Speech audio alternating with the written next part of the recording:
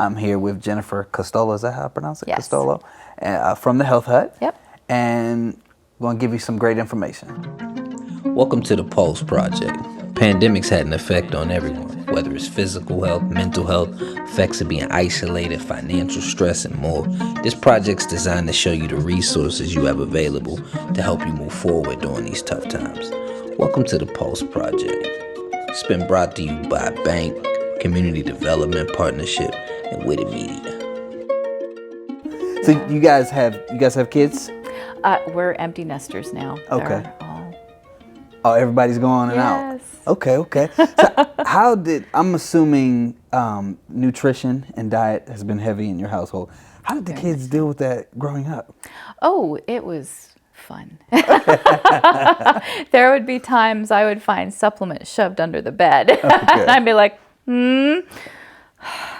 That's hilarious. That is yeah, funny. we had some of those times. But Okay. mostly they didn't handle it too terribly. Okay.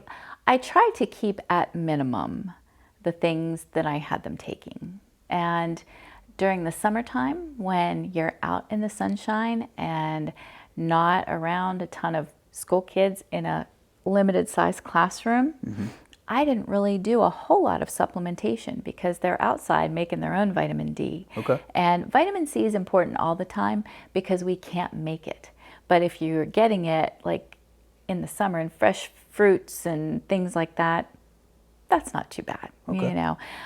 So summertime I would really ease off. It was mostly during the school year that I would really be into some heavy supplementing. Okay. Zinc, vitamin D, vitamin C for my kids. I started getting into the natural health world very seriously when my mom had a stroke. And she was only 70. What they found was that she had a hole in her heart that was a congenital defect. She had had it from birth, no one knew.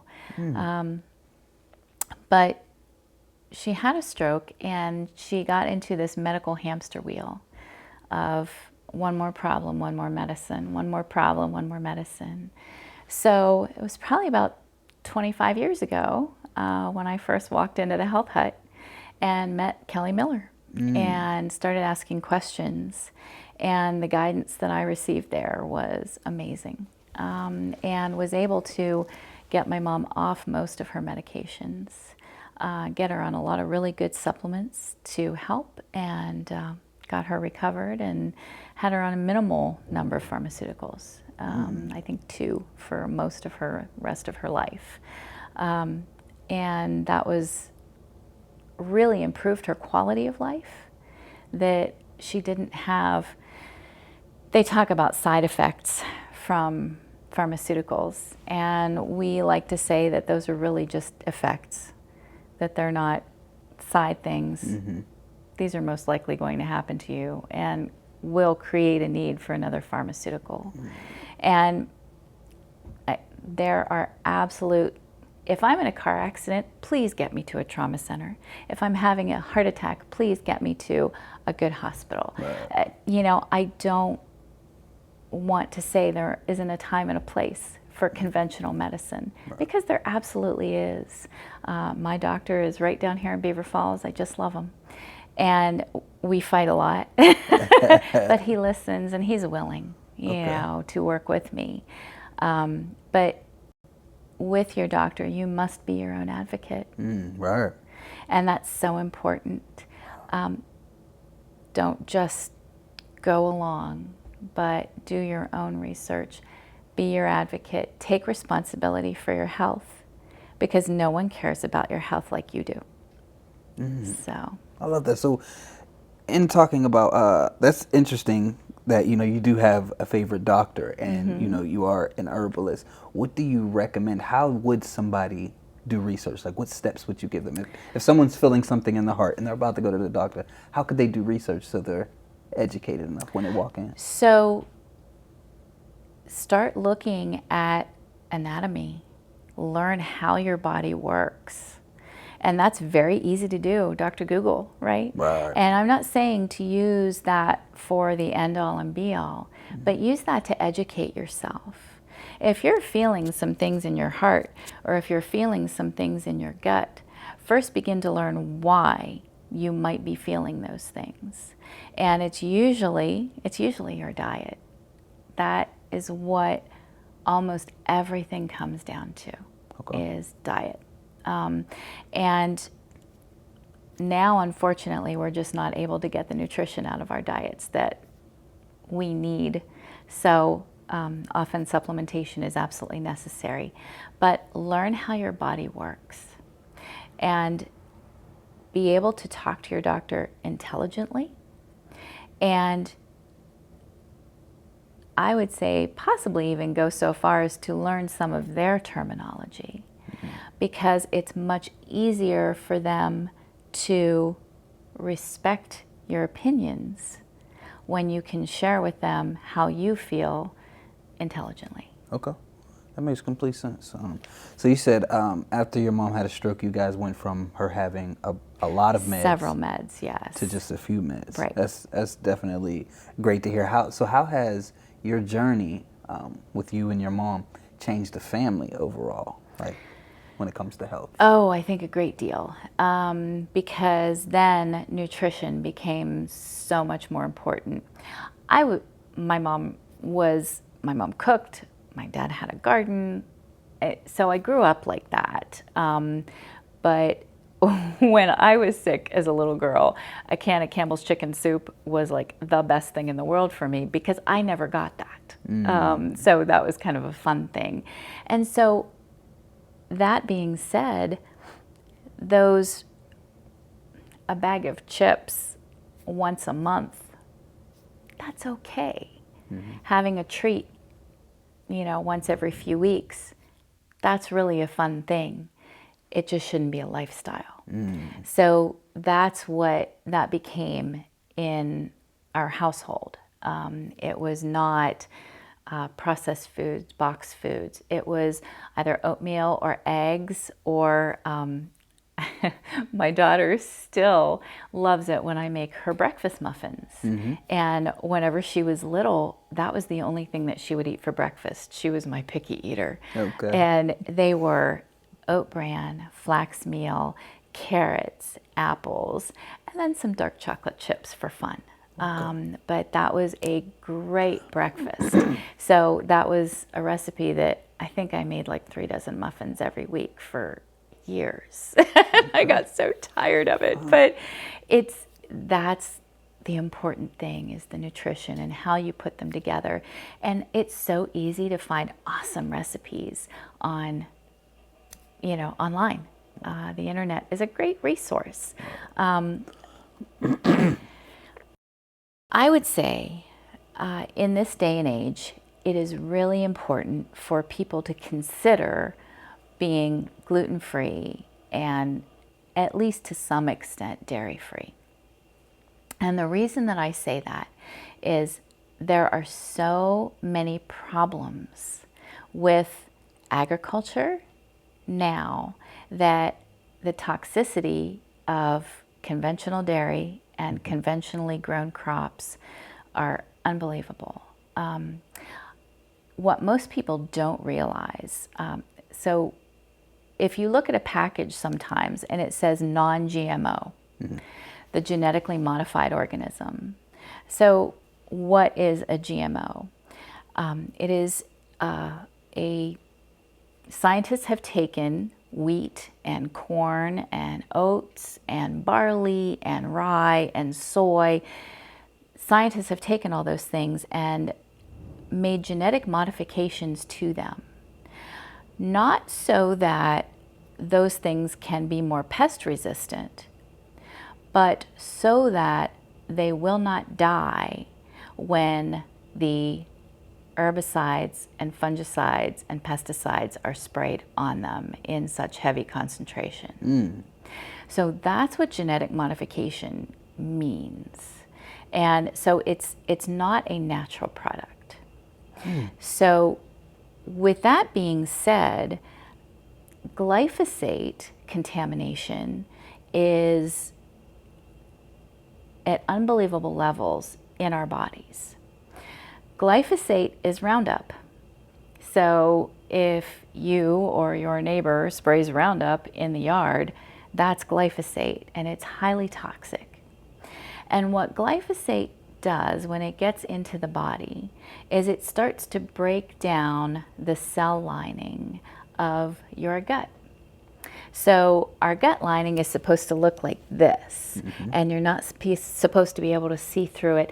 And then the little tiny crevices that it has is just enough to let your micronutrients, your vitamins and your minerals and things into your bloodstream, which need to get through.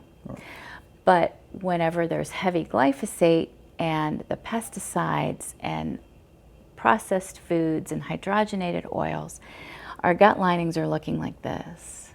So the things that are supposed to stay in our gut, the proteins that we eat, the wheat, the corn, the oats, they are leaking through into our bloodstream.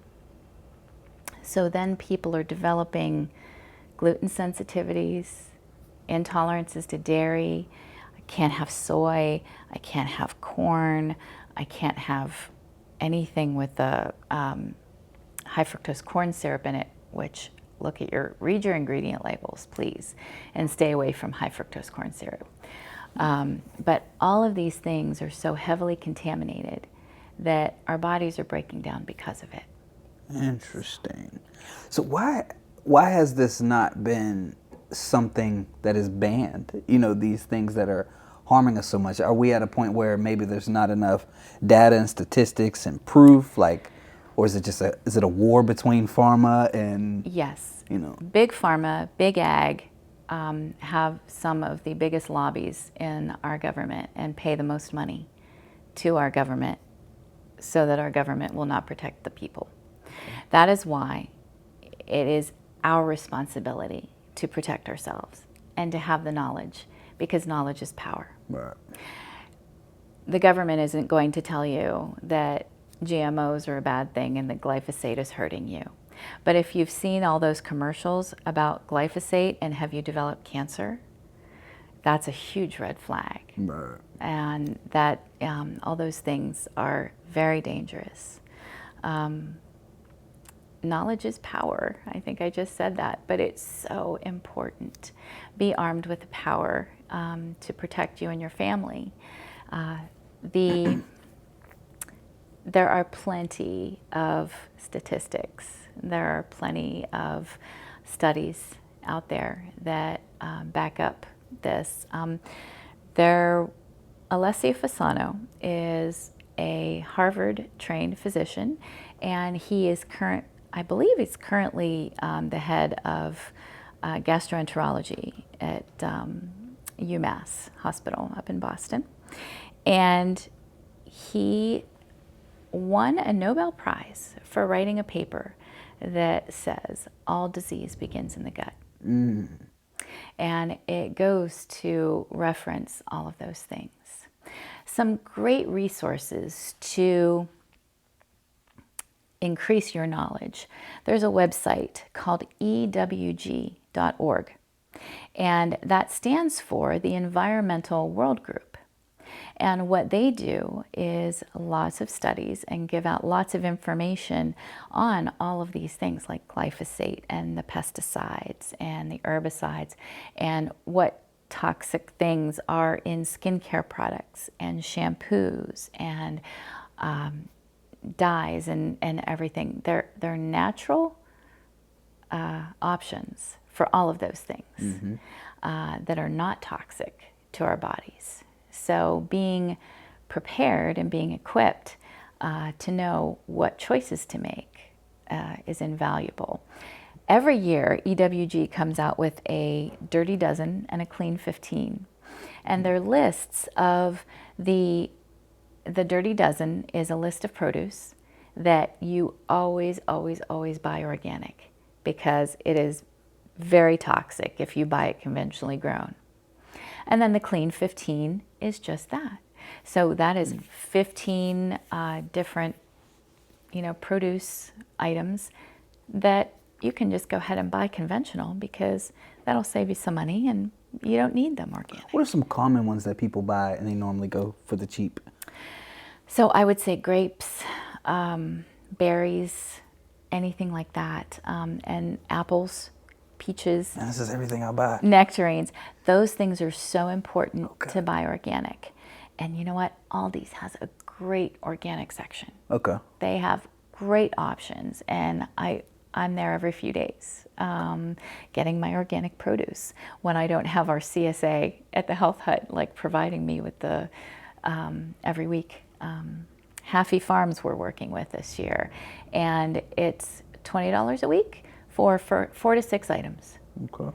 That's not terrible. Right. If you have a larger family, I think it might be 30 if you want more items than that, but they have options. But fresh produce delivered to the health hut every week that you come pick up, and oh look, and then it's so much fun, like a CSA, and that stands for Community Supported Agriculture. And it's so much fun to look in that bag every week to see what you've gotten, and it's like a treasure every week that you go like, oh, what do I get to make this week? This is so much fun. Okay. But again, just getting back to some of the produce, I think spinach is very, very important to buy organic because it's highly sprayed as well. But those are free resources on EWG, the Dirty Dozen and the Clean 15. What do they recommend for deodorant, man? I tried some organic deodorant. I just kept stinking. I'm like, I know. That is so hard I'm for like, guys I need something because the good. deodorants never contain the antiperspirant. And what I would say is first to do a deodorant detox.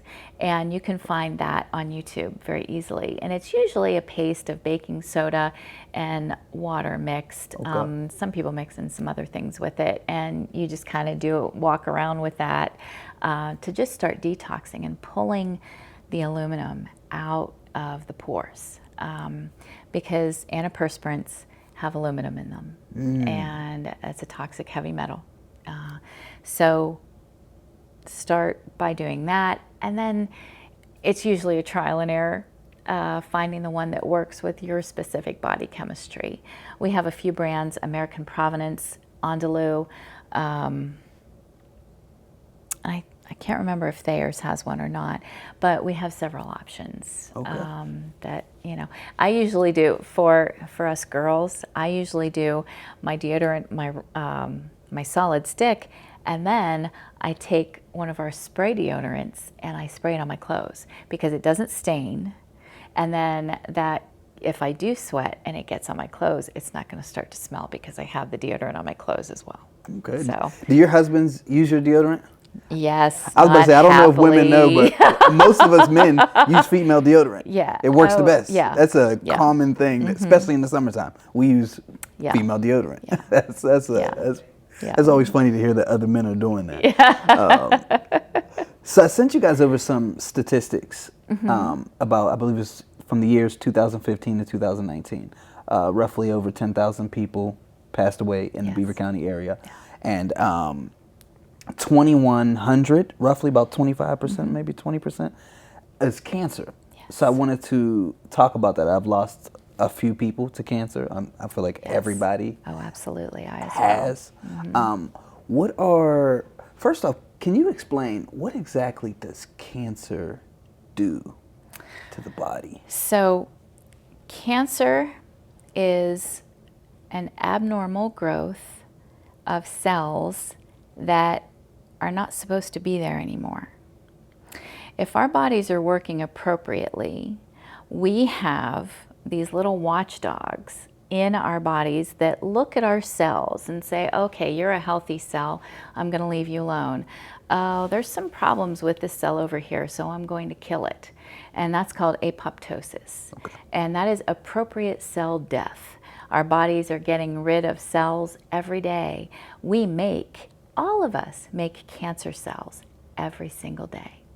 But our bodies are working well enough so that those cancer cells can't stick around and start to grow. So when that process is not working correctly because of a leaky gut and a liver that can't process enough toxins out of the body, and constipation and a bad diet, then cancer has an opportunity to begin to grow. When that begins, it's years and years in the making, because we normally don't know until, oh, I found a lump, or oh, I'm having a specific pain. But by that time, the cancer has been growing and growing and growing, most likely for years. I had a very good friend of mine. It's kind of like a little brother to me. And he went to the doctor several times and was given heartburn medication. And then that was in June.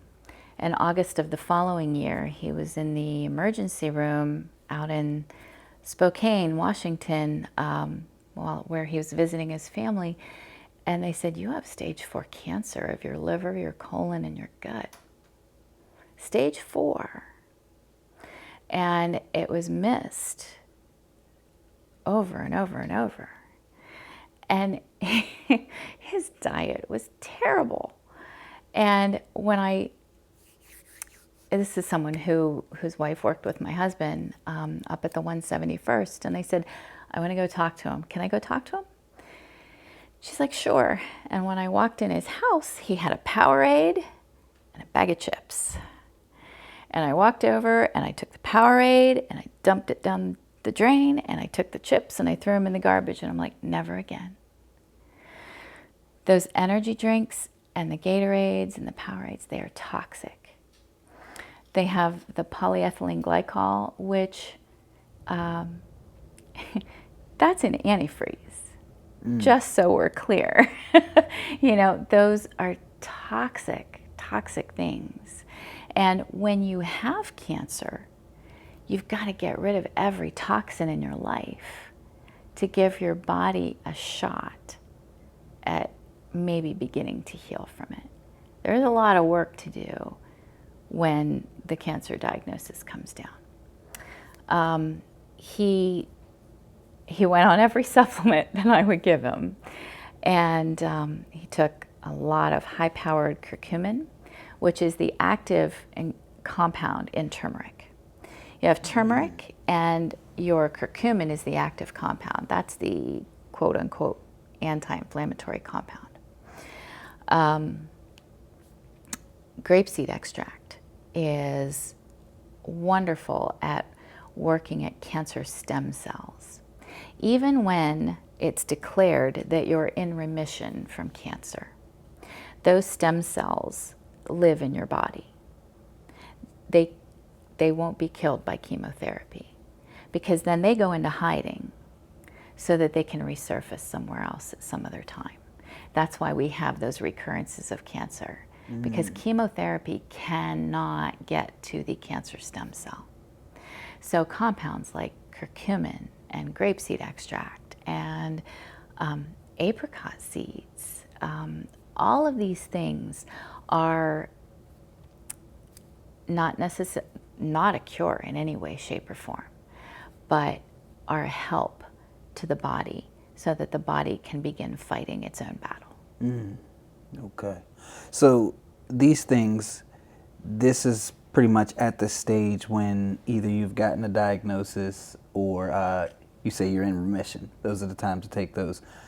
Do you recommend taking those, and what else do you recommend taking even if I have not gotten a diagnosis and I just want to prevent cancer? Like, what are some things, I know you said remove toxins, right? But what are some other things besides removing toxins and taking these things that can be done? Okay, so the clean lifestyle is watching what you put on your skin. Okay. Most makeups and lotions and sunscreens and all of these things have phthalates. They have sodium benzenate.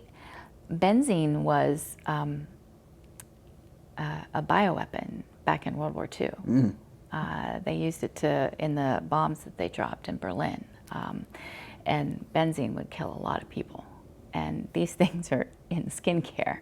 Wow. Polyethylene glycol, we mentioned that one. All of these things. So really take a look at your cleaning products. take a look at what you're putting on your skin.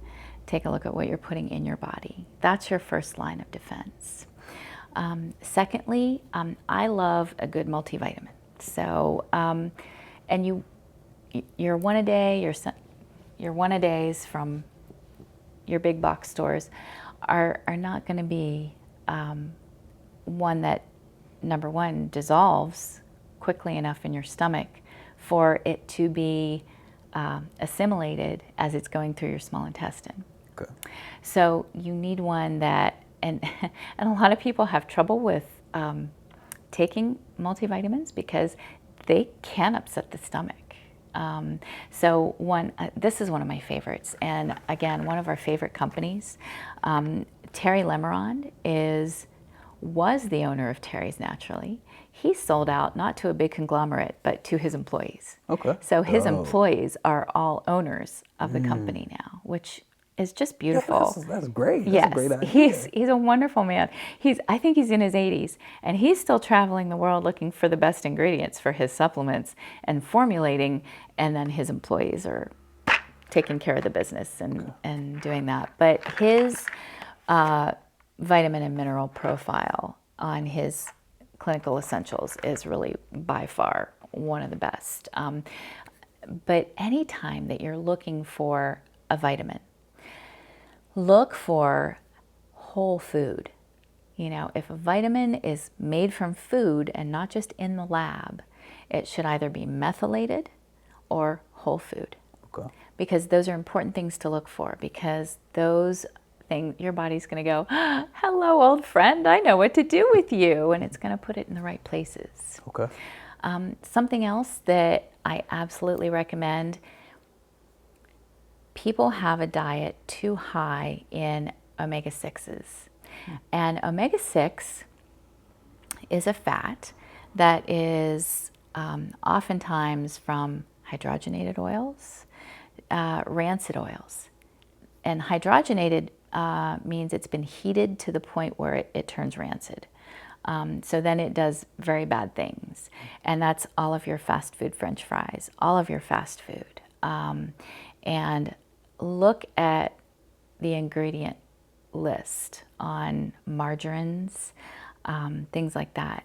They're hydrogenated oils, and that you always want to stay away from because it creates very toxic reactions in the body. Okay. So we need a little bit of omega-6, but not a lot. And we need way more omega-3s.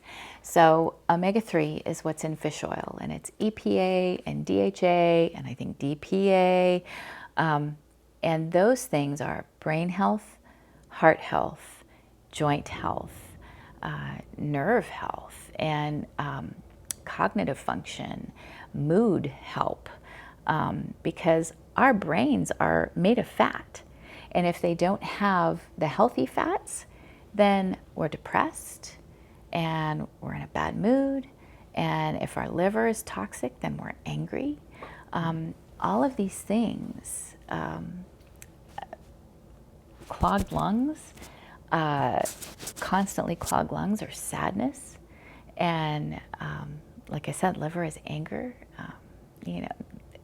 Different toxic organs relate to toxic feelings in our bodies. So that's something that, it's good to be aware of. And there's lots of free learning online that you can absolutely have access to that is absolutely wonderful. So lots of doctors that we follow at the Health Hut. But omega-3s are so important to get those in every day. I like them in liquid form, but I know a lot of people don't like to take a teaspoon of oil every day, but I like the liquid form because it's way stronger, and I can just do a teaspoon and then I'm out the door, and that oily taste doesn't bother me. So, but if you don't like teaspoon of oil, then you can certainly do it in the soft gel form. Okay. And another thing that's so important for us is magnesium. There's almost no one out there who gets enough magnesium. And to calculate how much magnesium you need, so you take your body weight and divide that by 2.2. Okay. And then you multiply that number times 10.6. I need 698 milligrams, so 700 milligrams of magnesium every day. Okay. And in a multivitamin, you're getting 150 if it's a really good multivitamin. Some just have about 70. But this is a great way, a powdered magnesium. Magnesium will help you sleep better. It will help you with nerve function. It will help with blood pressure. It will help with your gut and your bones and cognitive function. There are very few chemical processes that happen in the body that don't need sufficient magnesium. And a lot of people come in and say, oh, my legs, I have all these cramps in my legs and I can't sleep because then they are like crawling when I lay down. That's magnesium deficiency most of the time. And a lot of times that is created by pharmaceuticals that people take because pharmaceuticals leach nutrients out of the body. And that's something that most people are not aware of. So calcium and magnesium need to be in a 1-to-1 ratio in our bodies. Real easy for us to get calcium. Everything is fortified with calcium. Magnesium is much more difficult. It's dark leafy greens, it's avocados, organic potato skins, things like that. So when they're not in a 1-to-1 ratio, calcium helps the muscles be active and I'm ready to go. I can contract and let's go do whatever we need to do, or the heart pumping, or, but magnesium is what helps everything to relax. So there needs to be that give and take. Balance. So if you are suffering from muscle cramps and leg cramps, you don't have enough magnesium. So, the powdered magnesium, I take it every night before I go to bed. And I absolutely love it because I sleep. I don't lay there and think, oh, what do I need to do tomorrow? Because it helps everything to just kind of slow down. And that's an appropriate time to begin having everything slow down. Another thing that people don't really realize how important it is our sleep and our sleep hygiene. If we're not getting deep sleep and REM sleep, our brains actually shrink while we're sleeping. And then this process happens with our glymphatic system, it's called, and it just washes our brain. And it just helps clean out all of those. And your tonsils are the toilet of your brain. That's the detoxification pathway. So your brain detoxifies into your tonsils. Your tonsils are part of your lymph system. So your lymph system is a system that, like your blood, it goes alongside of your blood arteries and veins and everything, but it doesn't have anything to help it pump. But it's our detoxifying system. And we look up lymphatic massage on YouTube. You can do it on yourself or get a rebounder. I think they had one up at Aldi's this week for $34. Bounce. That moves your lymph fluid, right? And it helps detoxification. So, sleep, healthy detoxification, all of those things go toward cancer prevention. What are some ways people can make sure they get that REM sleep? Like, what is stopping people from getting that? So, blue light before bed. Phone, computer screen, iPad, whatever. That light tells your body not to make any melatonin. It shuts off your melatonin. That's why we binge all night. Yeah. You just can't go to bed. Exactly. Now, a lot of people do use those blue light blocking glasses, and they can be very beneficial. And I think they're getting less expensive now as they're becoming more prominent.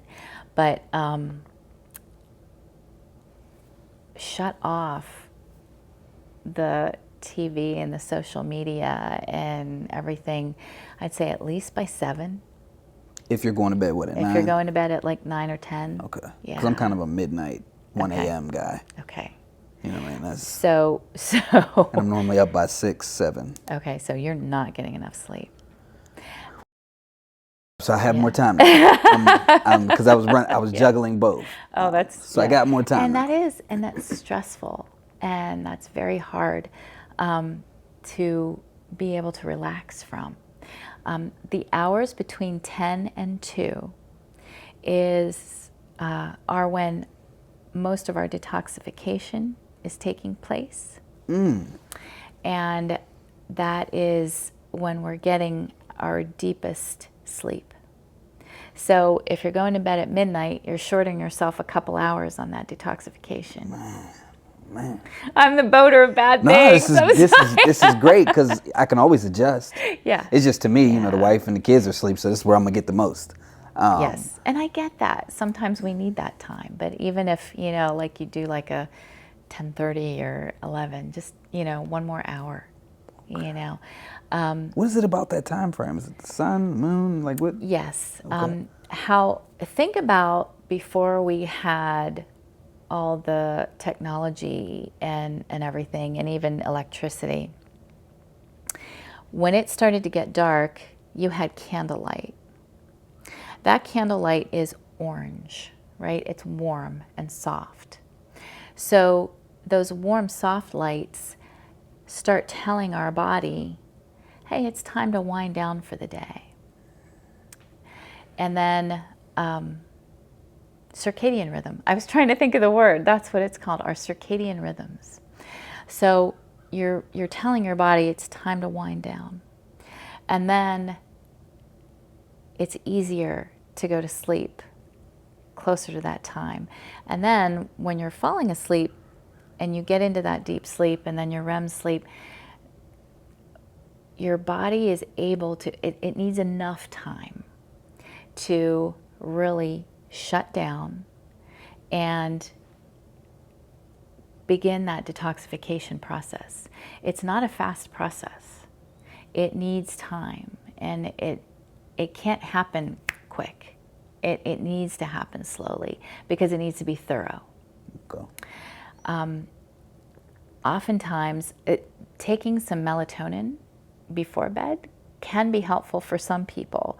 For some people, it gives very vivid dreams, and sometimes people don't really like that. But there are other things. Magnesium is a great way to start because we need magnesium anyway. But melatonin also has many gut protective qualities, so not just sleep, but gut health. So that's another thing that you can do to try and get some deeper sleep and more REM sleep. When you wake up in the morning, first thing you want to do is put your eyes on some natural light. That's hard to do right now because when you're up in the morning, it's dark. Right. But during that time when the sun's coming up and it's early enough and you're out there, if you can go outside in your bare feet and put your feet in some natural grass and get the sun on your face, that sets your circadian rhythm for the whole day. That's interesting. Okay. So, our bodies work in rhythms. They're meant to. But when we have all this technology coming at us all the time, it's just not possible. Our bodies weren't meant to work that way. And there's absolutely a time and a place. We need the technology now. It's the world that we live in. So absolutely, we use the technology, but sometimes it's just a readjusting of the time in which we use it. So how many hours should we be getting? Is there a difference between men and women? Not necessarily, but it does differ per person. Okay. My husband does not need nearly as much sleep as I do. And he says that my grumpy time is between like 8:30 and 10 o'clock. So he kind of doesn't talk to me so much during that time because I'm trying to get to bed because I like to be in bed by 10. And I'm up at 5 every day. So that's early. And if I'm in bed by 9:30, the grumpiness goes away. I'm much happier. That's hilarious. That's funny, man. Okay. All right. So this is great. I feel like I'm learning so much from you guys. Thank you. And I think the people are really getting a lot of value Thank you. as well. One more question about the cancer, and then we can move on. So you spoke about you know, the leaky gut, and you say the liver not breaking things down Right. or removing toxins. I Yes, forget how you worded correct, that. yeah. What are some signs to be able to recognize that, you know, this is going on in your gut or this is going on in your Okay. liver? So, first of all, if you go between constipation and diarrhea, or if constipation or diarrhea is a consistent problem, if there's a consistent problem with your bowels, then you most definitely have leaky gut. Okay. If you need to be on like heartburn meds, if you need help digesting your food, if you feel like I just can't digest my food and I'm always like bloated, then more than likely leaky gut is absolutely a problem. Okay. And if you have leaky gut, then absolutely your liver is toxic. Okay. So our liver is in this right quadrant over here, and it should only extend only just below our rib cage. The bulk of it should be up here. Now, some people can feel their liver like it's very large, and though the liver is our largest organ, well, the skin's our largest organ, but the liver is within the body the largest organ, it should not be like bloated and distended. Okay. It should be just a nice, like you shouldn't really be able to feel too much of it up here. Okay. And if you're pushing here up under your ribs and you have pain, then that's absolutely a problem. And you need to do some really good liver supporting things. Okay. Milk thistle is one of the best herbs to support your liver. You can take that in a tea. It's usually in digestive bitters that you can spray in your mouth. Just so many different ways. And we have like formulas to help with liver and gallbladder. If you are helping your liver, you're helping your gallbladder, because they work together. Your gallbladder is just a sac to hold the bile that your liver makes, Okay. so that the stomach can grab the bile when it needs it to break down fats. So if our bile is sludgy, if we have gallstones, that's hardened bile in our gallbladder. That's why many people have to have, I think that's one of the most prevalent surgeries out there right now is cholecystectomy, which is a gallbladder removal. That means the bile is too thick. So before you have your gallbladder out, do some measures to clean out the liver. But before you start cleaning out, you have to make sure that all your detoxification pathways are clear. You can't be constipated. Your kidneys need to be working well. Your skin should be clear, and your lungs should be clear. Those are our 4 detoxification pathways. Lungs breathe out carbon dioxide and lots of other compounds every time we breathe. That's another thing that's so important is our breath, because most of us are breathing really shallow. We need to breathe. Like the breath, like how it smells, or breathing? No, breathing. Okay. Yes, All right. yes. So people listen, thank you. Yes. So breathing like deep into your lungs, your diaphragm. Like us ladies, we suck it in, right? But that's not breathing. That's like sucking in your gut. But you need to expand your gut when you're taking a deep breath in, so that your diaphragm can drop and your lungs can fill all the way down here. Okay. But that, along with other ways of detoxification, like taking care of your liver and making sure your bowels are moving daily and all of those things, is, again, that all these things help prevent cancer. So if there's someone, because my wife and my co-host from the podcast, both of them say that they have a heart, they might poop every 3, 4, 5 days. Oh gosh, okay, yeah. So there's lots of things. Magnesium really helps with that too. Okay. A milk of magnesium. Is this something you can take right? when you're pregnant? Oh, absolutely. Okay. Yep, you need just as much of it when you're pregnant. Okay. Yeah, absolutely. But there's lots of natural things to help with that as well, and getting enough fiber in your diet. But you have to be careful with that initially because that can create a little more constipation. So you have to do it carefully. Okay.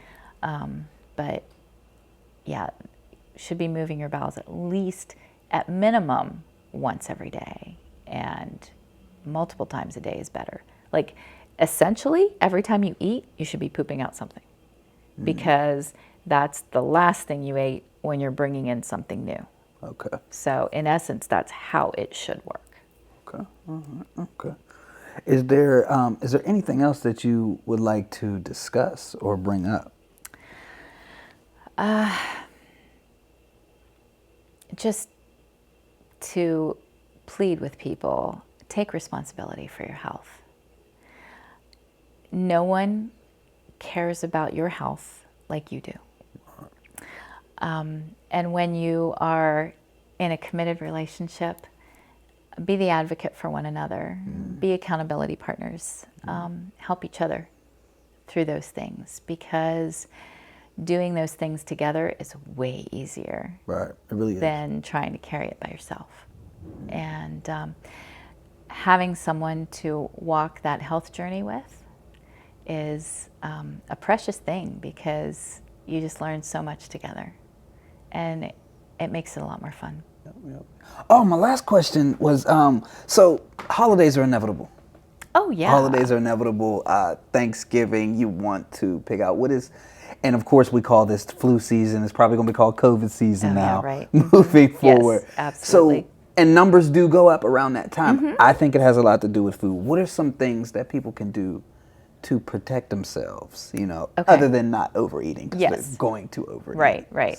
So just so you know, from Thanksgiving to Christmas, I completely blow it every year. But I still stick with my gluten-free lifestyle, but just because it's gluten-free doesn't mean it's not high carb. Okay. Right. So that's an important thing to remember. But what I did with my kids and what I do with myself still every year, in the summer, I don't worry about vitamin D, right? Okay. But because I'm out in the sun a lot. So I am making all the 120 different kinds of vitamin D compounds that there need to be in my body, because my body knows how to do that. But as soon as like the end of September rolls around and I'm not really outside too much anymore, that's when I start taking my vitamin D. And I do 2,000 IUs every day. If I feel anything coming on, I usually triple my D. Okay. I get at least 10,000 milligrams of vitamin C if I feel something coming on. Everyday vitamin C is probably between 3,000 and 4,000 milligrams for me. My husband does between like 5,000 and 6,000 milligrams. So lots of vitamin D, lots of vitamin C. Zinc and quercetin are also really important. Zinc prohibits the replication of a virus within your cell. So the thing about zinc is that it has a hard time getting into the cell, because zinc is a heavy metal, right? Remember our periodic charts from high school, right? And zinc is a metal, but it's one that we need. So this big heavy metal molecule is trying to get into the cell, and it can't. So it needs something called an ionophore, and that's just a carrier for the zinc. That's what things like hydroxychloroquine and ivermectin were doing for the zinc when COVID was such an issue. But quercetin is a natural zinc ionophore, and hyaluronic acid is also a natural zinc ionophore. The compounding green tea, the EGCG, is a natural zinc ionophore. So you can take those things instead of the pharmaceutical hydroxychloroquine or ivermectin, and use them to increase your absorption of zinc. Okay, all right, that's good. All right, well, I thank you coming on. Thank you for coming on as well. Yeah, I think you guys added a lot of value. Go to the Health Hut, man. Do you guys do any sit downs? Oh, yeah. Counseling, consulting? Yep, we absolutely do. See, take advantage, guys. How would they get set up with that? They just really need to call the Health Hut. and ask for, just a brief sit down with one of us, and we'll absolutely be glad to do that with them. I do lots of those. Okay. All right. Well, thank you guys. Thank you for coming. Seth, thank you so much.